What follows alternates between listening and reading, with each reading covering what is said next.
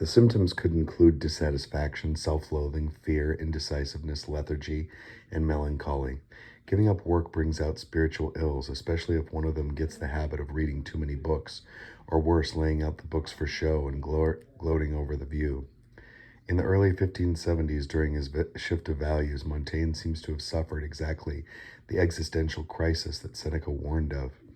He had work to do, but less than that he was used to, the inactivity generating stranger thoughts and a melancholy humor which was out of character for him.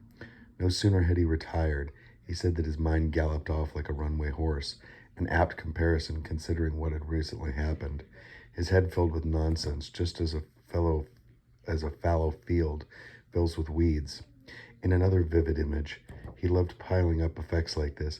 He compared his idle brain to a woman's unfertilized womb, which, as contemporary stories maintain, gives birth only to shapeless lumps and flesh instead of babies.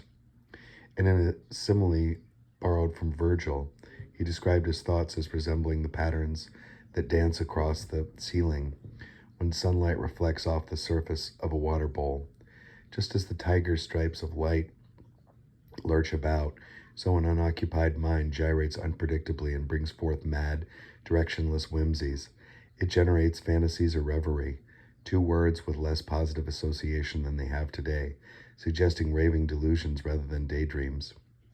His reverie in turn gave Montaigne another mad idea, the thought of writing. He called this a reverie too, but it was one that was held out the promise of solution. Finding his mind so filled with chimera and fantastic monsters, one after another, without order or purpose, he decided to write them down, not directly to overcome them, but to inspect their strangeness at his leisure. So he picked up his pen. The first of the essays was born.